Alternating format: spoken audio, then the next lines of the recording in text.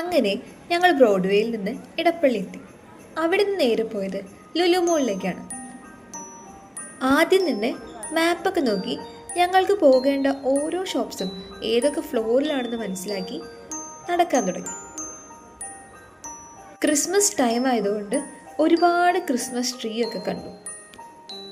കുറച്ച് വർഷങ്ങൾക്ക് മുമ്പ് ക്രിസ്മസ് ട്രീ വാങ്ങാനായിട്ട് പാലക്കാട് പോയ സമയത്ത് അതിന് ഏകദേശം 2000-ന് അടുത്ത് വിലയുണ്ടായിരുന്നു. എന്നാൽ ഇവിടെയുള്ളത് അതിനേക്കാൾ ഭംഗിയുള്ളതും കുറച്ചുകൂടി വില കുറവുള്ളത് പോലെയായിട്ടാണ് എനിക്ക് തോന്നിയത്. പിന്നെ ഇത് വാങ്ങിയാൽ കെട്ടിപ്പൊതിഞ്ഞ് വീട്ടിൽ കൊണ്ടുവരാനുള്ള സാഹചര്യമൊന്നും ഇല്ലാത്തതുകൊണ്ട് ഒന്നും വാങ്ങിയില്ല. പിന്നെ കുറച്ച് ക്രിസ്മസ് ട്രീയുടെ ഡെക്കറേഷൻസ് ഒക്കെ കണ്ടു. ക്രിസ്മസ് വൈബ് മൊത്തത്തിൽ ഞങ്ങൾക്ക് ലുലു മോളിനകത്ത് നിന്ന് കിട്ടി. ലുലു ഹൈപ്പർ മാർക്കറ്റിൽ നിന്ന് കഴിക്കാനുള്ള കുറച്ച് സാധനമൊക്കെ പർച്ചേസ് ചെയ്ത ശേഷം ഞങ്ങൾ നേരെ തിരിച്ചു.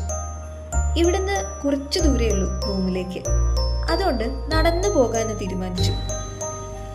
ലുലു മോളിന്റെ പുറത്തിറങ്ങിയ ശേഷം കുറച്ച് ഗ്രൂപ്പ് ഫോട്ടോസ് ഒക്കെ എടുത്തു.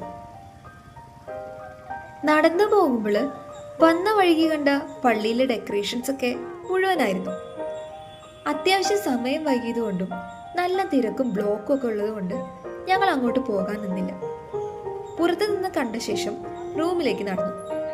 ലുലു മോളിന്റെ പുറത്ത് ക്രിസ്മസിന്റെ ഒരു സ്റ്റോൾ ഉണ്ടായിരുന്നു. അവിടെ നിന്ന് കേക്കൊക്കെ വാങ്ങിച്ചു.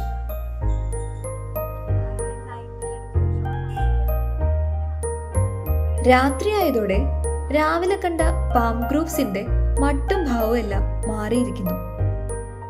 ചുറ്റും അലങ്കാര വിളക്കുകളെല്ലാം തെളിച്ചും പുൽക്കൂടൊക്കെ ഒരുക്കിയും അവരും ക്രിസ്മസിനെ വരവേൽക്കാനായി തയ്യാറായിരിക്കുന്നു. 2024 ക്രിസ്മസ് ഈവ് ഞങ്ങളുടെ ജീവിതത്തിൽ മറക്കാത്തൊരു ദിവസമായി മാറിയിരിക്കുന്നു.